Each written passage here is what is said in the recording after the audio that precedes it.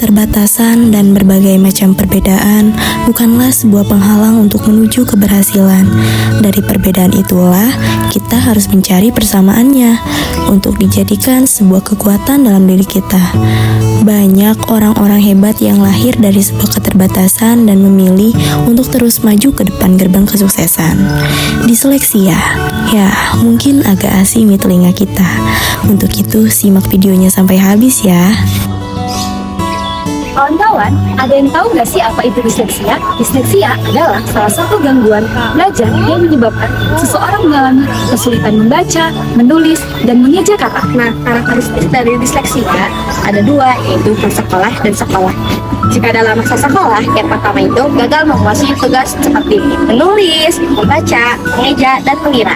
Lalu, apa aja sih klasifikasinya? Nah, lalu ada klasifikasi dari disleksia. Menurut Sidiarto dalam Jativo 2016, terdapat 3 jenis disleksia.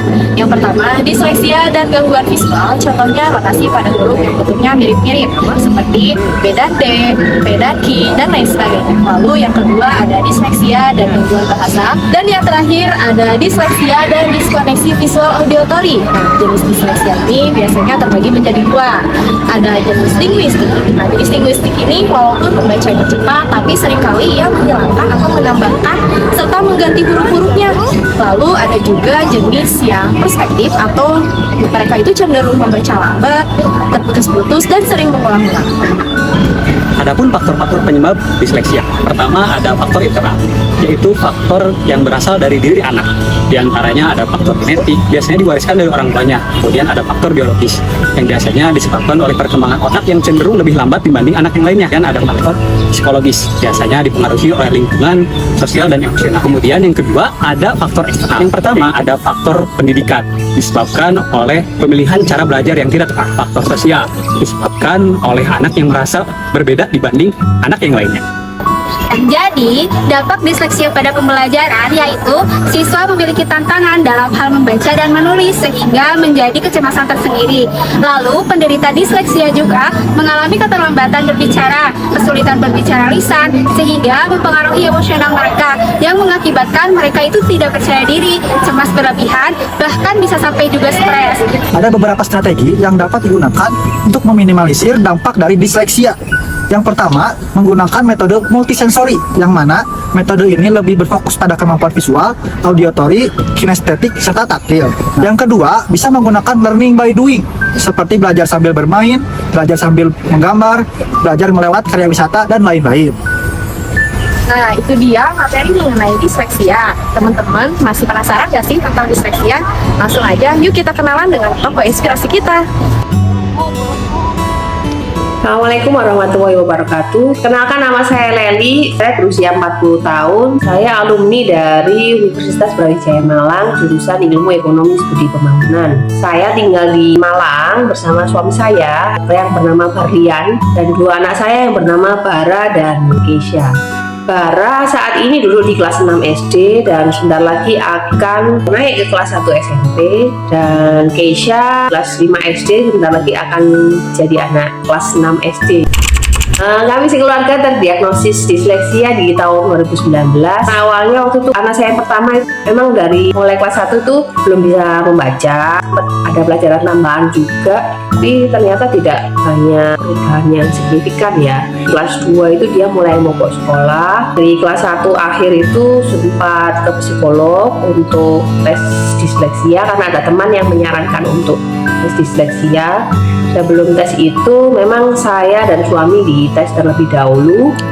Kemudian dari sana ketahuan lah bahwa saya dan suami juga disleksia. Dan ternyata kan ketahuan bahwa disleksianya memang dari kami berdua, dari saya dan suami. Hingga akhirnya keluarlah itu diagnosis dari psikolog bahwa anak saya yang bernama Bara juga ternyata disleksia. Nah, anak yang kedua juga kami teskan dan dia sama terdiagnosis disleksia. Setelah mengetahui bahwa kami keluarga disleksia, sebetulnya saya merasa lega karena selama ini seperti jawaban yang saya cari nih. Selama ini kok anak saya kok sulit membaca, sulit sosialisasi, dan kesulitan di sekolah. Ternyata jawabannya adalah karena disleksia. Akhirnya saya berusaha mencari sebanyak mungkin informasi tentang apa itu disleksia dari beberapa buku-buku. Saya juga nonton di YouTube. Kemudian juga saya sempat mengikuti beberapa webinar tentang disleksia dan bagaimana penanganannya. Disleksia ini adalah sebuah gangguan belajar yang disebabkan karena adanya gangguan saraf di area berbahasa yang mempengaruhi bahasa lisan, tulisan, dan juga bahasa sosial dan emosi. Ternyata yang menyebabkan kami sekeluarga disleksia itu memang karena disleksia ini adalah genetis. Jadi sifatnya diturunkan dari orang tua. Kebetulan saya dan suami ternyata juga membawa gen disleksia ini. Jadi akhirnya kami turunkanlah ke anak-anak. Jadi memang saya sejak kecil itu mengalami banyak hal yang ternyata itu adalah ciri-ciri dari disleksia. Ini berdasarkan yang dikatakan oleh psikolog saya ya, seperti bingung kanan kiri. Memang dari dulu saya punya cara khusus nih untuk mengetahui mana kanan dan mana kiri. Kemudian saya ini sering lupa barang pribadi saya itu sering tertinggal, yaitu entah dompet, HP, kacamata, kunci. Kemudian kalau di jalan saya sering nyasar, dan salah satu yang saya rasakan itu adalah sulit mengingat nama orang. Jadi kalau berkenalan dengan orang harus membutuhkan waktu beberapa kali bertemu sampai benar-benar hafal namanya siapa. Misalnya ada agenda nih, mau ada rapat atau apa, nah itu salah hari, salah jam, atau salah tempat, dan itu sering banget terjadi. Memang itu membutuhkan strategi khusus akhirnya. Kehidupan bersosial, dan biasanya memang akan kesulitan seperti itu tadi ya, mengingat nama, kemudian kadang-kadang kesulitan mengungkapkan apa yang di dalam pikiran saya menjadi bentuk lisan. Itu gagap ya, seperti ini. Jadi kayak mikir, jadi kita kesulitan mencari kata yang pas, apa yang mau disampaikan itu. Kalau misalnya mau nyebut benda, terus aduh apa ya itu loh yang kotak, yang ini. Jadi akhirnya malah menyebutkan ciri-ciri bendanya. Jadi itu loh yang panjang, yang runcing, yang buat nulis-nulis apa ya, ternyata pensil atau apa, atau pulpen. Akhirnya kalau orang yang nggak paham kan dikiranya ini lemot gitu ya, orang pinter lah gitu ibaratnya. Padahal secara IQ sebetulnya orang disleksia ini tidak ada masalah. Bahkan anak-anak saya itu keduanya alhamdulillah IQ-nya di atas rata-rata semua. Dari psikolog kami sendiri tidak pernah menyampaikan kami ini disleksia tipe apa. Tapi kalau dari yang saya baca, sepertinya kami ini masuk disleksia dan diskoneksi visual auditoris, L-type disleksia.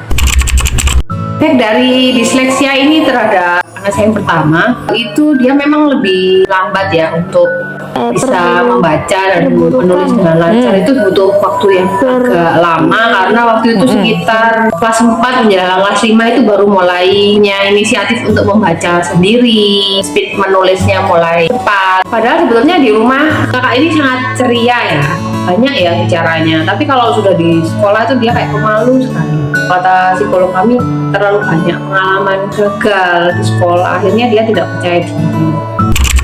Dulu anak saya yang pertama itu sering kali nangis sampai berjam-jam ya. Setelah saya pelajari itu ternyata itu karena dia kesulitan mengungkapkan perasaannya, apa yang lagi dirasa, emosi apa yang lagi dirasa, apa yang lagi buat nggak nyaman gitu. Saya berusaha mencari strategi apa nih yang kira-kira merangsang anak ini bisa ngomong nih apa sih yang dirasakan.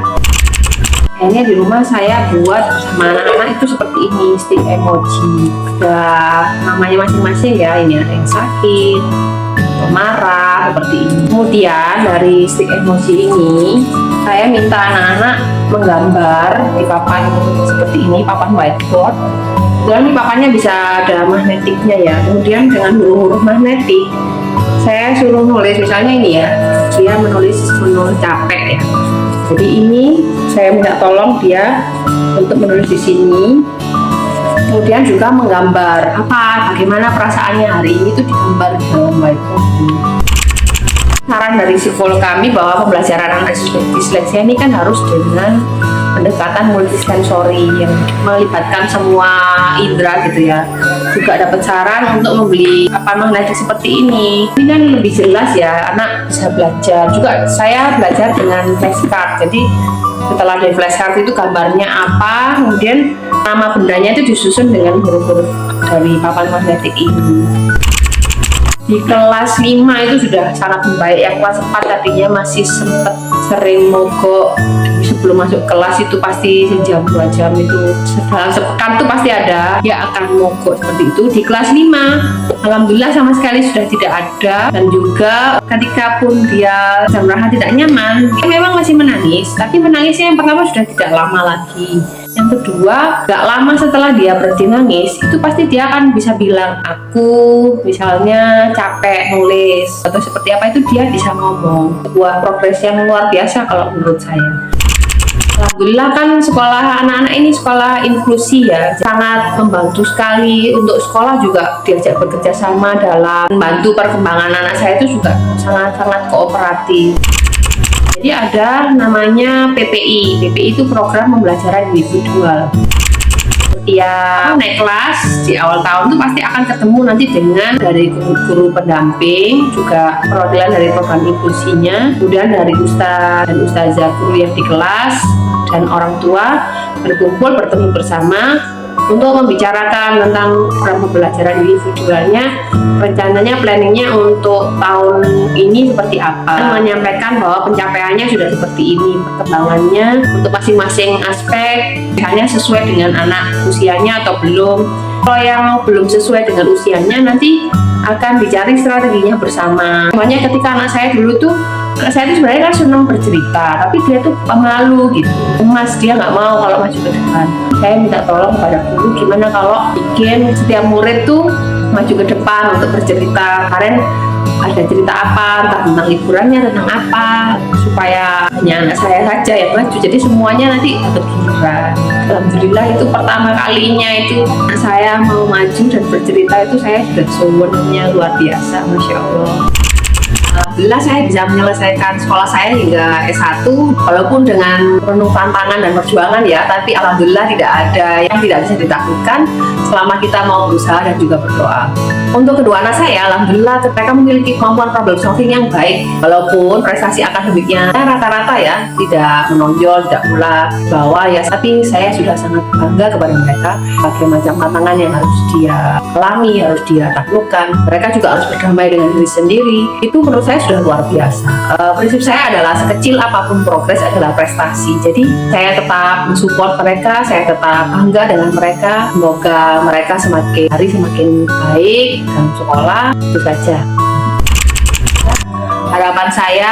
Awareness teman-teman tentang disleksia khususnya dan juga pada masyarakat Indonesia pada umumnya bisa terbuka, dan banyak anak-anak disleksia yang bisa mendapat penanganan yang tepat ya. Jadi sehingga tidak ada lagi anak-anak disleksia yang dianggap bodoh atau dianggap tertinggal, tapi mereka butuh pendampingan khusus, butuh akomodasi khusus baik dari sekolah, dari keluarga, dan juga support yang cukup. Semoga dengan ini bisa membantu teman-teman semua memahami apa disleksia itu. Saya akhiri, wassalamualaikum warahmatullahi wabarakatuh. Dari Ibu Leli dan keluarganya, banyak sekali pelajaran yang dapat kita ambil. Sungguh luar biasa perjalanannya. Untuk itu, kita harus tetap semangat dan bersyukur dengan diri kita. Jangan pernah menyerah dalam segala keadaan. Sekian dan terima kasih. Semoga video ini bermanfaat. Wassalamualaikum warahmatullahi wabarakatuh.